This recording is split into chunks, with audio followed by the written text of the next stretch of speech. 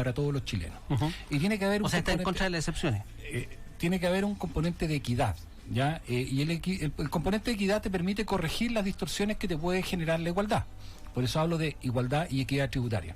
Y el ejemplo que yo coloco siempre en esta materia es el impuesto a la renta. El impuesto a la renta funciona igualitariamente porque se le aplica a todos los chilenos que tenemos que contribuir con el impuesto a la renta, pero va por tramos. Y los tramos te permiten generar la equidad, ¿no es cierto? Entonces, el que gana menos contribuye en una menor medida y el que gana más contribuye en una mayor medida. Nosotros tenemos que aspirar a tener un sistema tributario que efectivamente establezca un parámetro de igualdad entre todos los chilenos que estemos obligados a contribuir a mantener el Estado, pero con un componente de equidad importante en el cual quienes más ganan contribuyamos más y quienes menos ganan contribuyamos menos. Y desde esa perspectiva tú puedes generar un sistema tributario que permita efectivamente sostener las necesidades del Estado. Ahora, a esas dos premisas yo le agrego una premisa esencial, que en mi opinión nosotros tenemos que avanzar como sociedad a eliminar algunas exenciones. Nosotros somos un país que tiene muchas exenciones tributarias, es decir, hay muchas actividades que por su naturaleza tienen una liberación de esta carga impositiva. Y yo creo que hay exenciones que ya no se justifican. Por ejemplo. O sea, mira, para hablar de algunas materias, o sea, los dineros que se reinvierten en Chile en general casi no pagan impuestos. Yo creo que en esa materia debiera haber un componente que se reinvierten en el mismo giro. No, los que se reinvierten en giros distintos. Ok. Ya, entonces los que se van reinvirtiendo en giros distintos deberían tener la posibilidad de... Por ejemplo, pongamos un ejemplo concreto de esto. Un señor que tiene una empresa agrícola y que además tiene una zapatería. ¿Ya? Bueno, es que el señor tiene dos giros. Yo estoy pensando más bien en aquel que, por ejemplo, tiene una empresa agrícola y que de la noche a la mañana dice, ¿sabes qué? Voy a colocar un supermercado. Okay. Y hace retiros, ¿no es cierto?, de su giro agrícola para instalar un supermercado. Yo creo que esa nueva inversión efectivamente constituye un retiro. Debería pagar impuestos. Y debería pagar impuestos. Porque en la práctica vas a hacer otra figura jurídica. Así es. Así es. Sí, porque aquí eso no paga.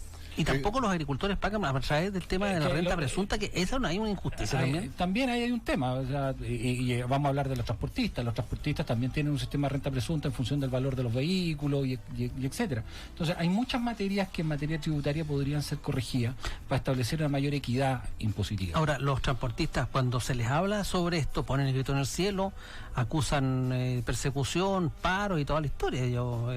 Sí, está bien, pero mira, yo creo que todo pasa también por el tema de una adecuada tributación, porque efectivamente los transportistas tienen costos que hoy día tampoco pueden descargarlos completamente.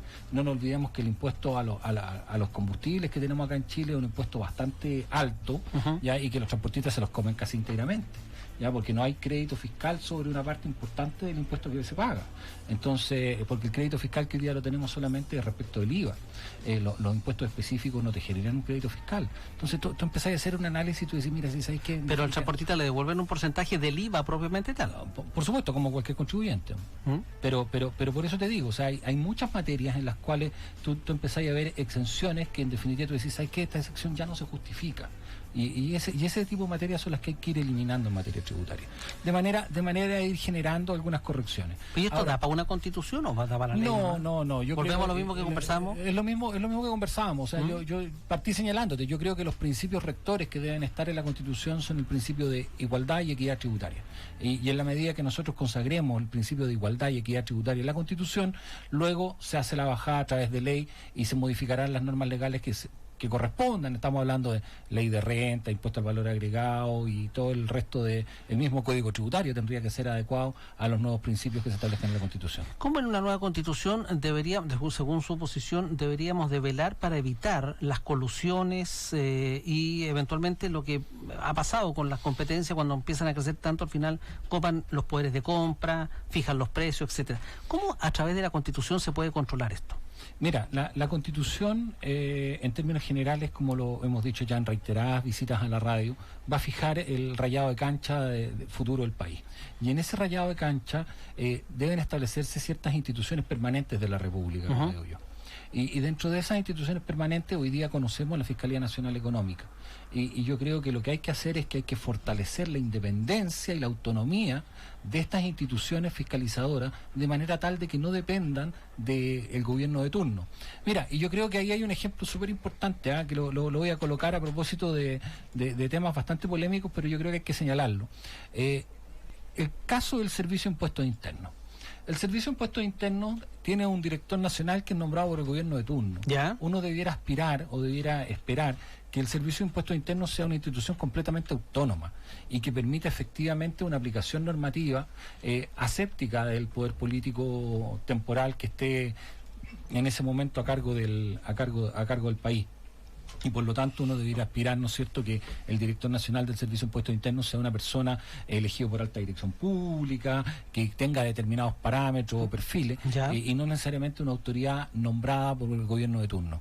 Entonces, esos principios son los que uno tiene que tratar de dejar instalados en la nueva Constitución, donde aquellas instituciones permanentes de la República gocen de autonomía y gocen, ¿no es cierto?, de esta independencia de los gobiernos de turno para poder efectivamente velar para que las reglas económicas sean aplicables a todos. Oye, aquí dejo una pregunta abierta sobre el cómo debiera de enfrentarse la nueva Constitución el tema de las fuerzas de orden y seguridad. Estoy hablando específicamente de las policías particularmente carabineros, tan cuestionadas.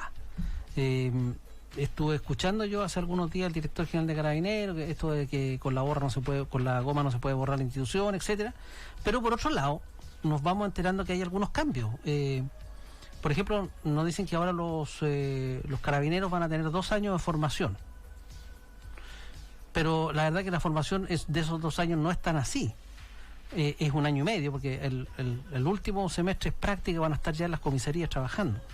Y si esto lo compara uno con una carrera técnica cualquiera, es mucho menos preparación. Entonces, ¿cómo se puede mejorar esto? Porque ya se está viendo, es una opinión muy personal, se está viendo que a través de la modificación interna no va a dar el resultado claramente que hoy día queremos, que es una cuestión mucho más profesional. Bueno, pero es que eso lamentablemente yo te vuelvo a señalar, de repente existe una esperanza o una visión de que una nueva Constitución va a modificar el país completo y vamos a solucionar todos los problemas que tenemos a partir del día siguiente que dictemos una nueva Constitución.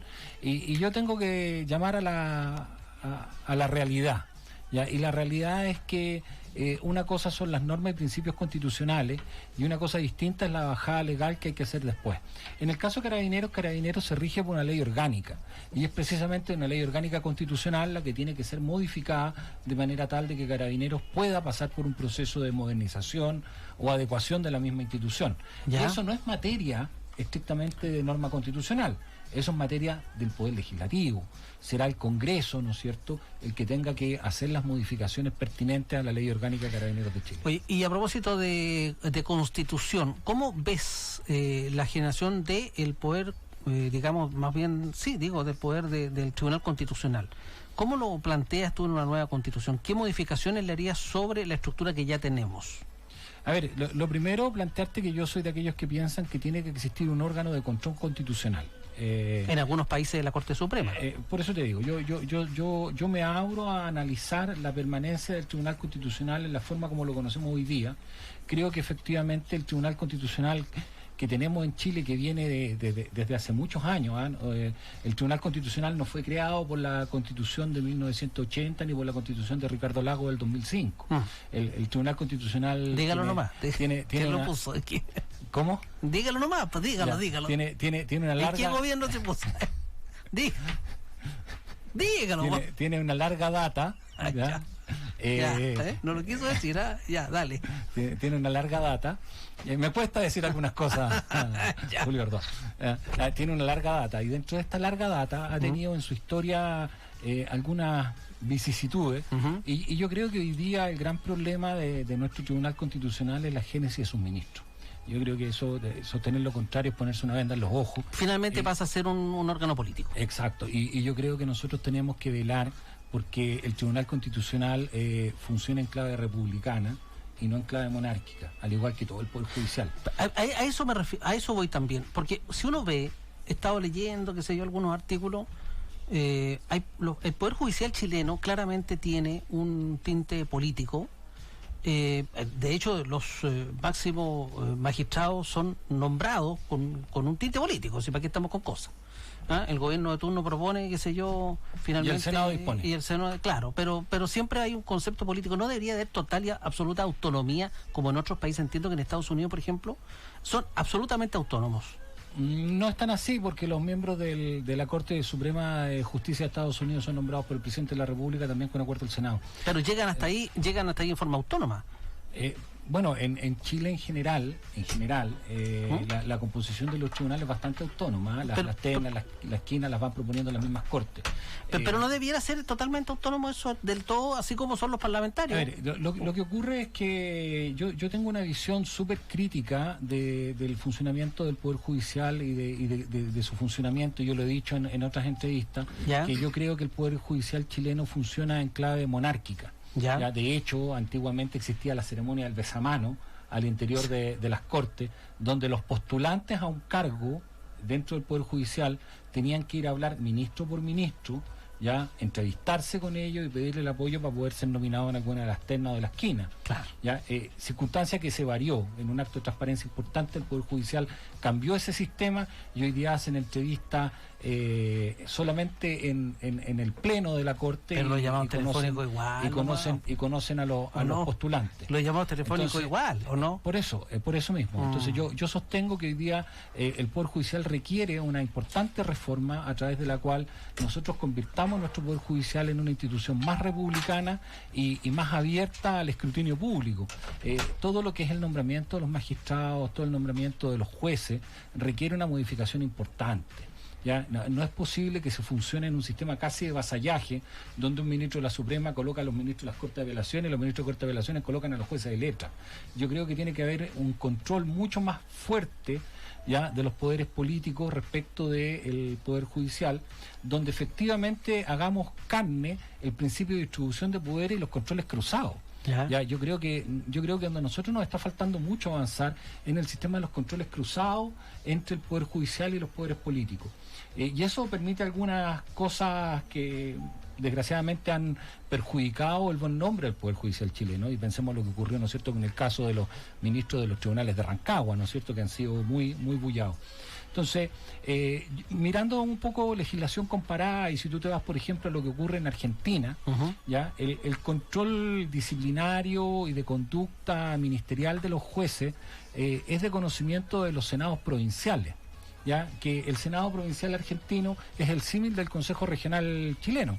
Entonces, ¿por qué no abrirse tal vez, quizá a lo mejor, a entregarle facultades, ¿no es cierto?, a los consejos regionales para velar por el correcto desempeño de los magistrados, tanto a nivel local, ¿no es cierto?, los jueces de letra y a los ministros de Corte de Apelaciones, que haya un control cruzado entre los distintos poderes del Estado y que en definitiva permita efectivamente darle garantías a la ciudadanía que las personas que están desempeñando ciertos cargos de mucha importancia y mucha relevancia, como es administrar justicia, o sea, claro, si hay un cargo que es relevante dentro de un Estado republicano, es la administración de justicia, es decir, resolver los conflictos que se presentan en la sociedad y que esto tenga un control también del poder político. Yo creo que la existencia de los controles cruzados es lo único que da transparencia, da probidad y permite que efectivamente la ciudadanía tenga la tranquilidad de que las autoridades están ejerciendo sus cargos conforme al mérito de la legislación vigente. Hoy estábamos hablando, usted fue consejero regional muy destacado y acá tenemos otro consejero regional. Entonces yo quiero preguntarle, que Iván le pregunta a usted, ¿cómo podemos potenciar la descentralización del país? Los consejeros regionales siempre yo los escucho aquí, vienen a la radio a alegar que tienen poco presupuesto, que muchas decisiones se toman sectorialmente, etcétera. ¿Cómo se puede mejorar eso en la Constitución? Pregúntele usted, don Iván. Bueno, ataque ahí, usted, ataque. Justamente, o sea, una de las consultas y de temas que hemos conversado con Juan Luis, yo lo conozco desde la época cuando recién asumí, él ya era consejero regional. De él tengo que reconocer que aprendí bastante, cosas buenas. Perfecto. Las otras las dejamos pasar, pero las buenas las aprendimos. Y las malas las aprendió solo. Bueno, venía de fábrica. Fallado, ¿eh? 2 contra 1. Y así queremos administrar justicia. Ha sido declarado culpable por el poder popular. Claro. Juan Luis, justamente, o sea, lo que está planteando Julio en esta oportunidad es, desde el gobierno regional siempre se ha buscado tener mayores facultades. ¿Cómo podemos profundizar un poco más el tema de la descentralización y el poder entregar definitivamente a los gobiernos regionales, entendiendo, ¿no es cierto?, que hubo una modificación hoy día a la ley, que se han creado estos nuevos cargos, ¿no es cierto?, con la elección de lo que va a ser el gobernador regional, que va a asumir la presidencia del Consejo Regional, pero creo que aún falta mucho. Si bien es cierto, por ejemplo, la distribución de los recursos, hoy día es la quinta región, siempre se ha visto perjudicada por la forma en que se distribuyen los recursos desde el presupuesto regional. ¿Eso puede quedar consagrado en la Constitución, en alguna modificación de poder entregar estos mayores poderes a los consejos regionales? Bueno, yo lo he sostenido y creo que esta no es la primera vez que me voy a referir al tema. En mi opinión, nosotros tenemos que descentralizar y desconcentrar el Estado, quitándole poder al nivel central y entregándole poder a las regiones. Pero a su vez, Iván, yo creo que hay que quitarle poder a la región y entregarle poder a los municipios. Yo creo que nosotros tenemos que avanzar hacia la creación de verdaderos gobiernos locales y no meros administradores del territorio.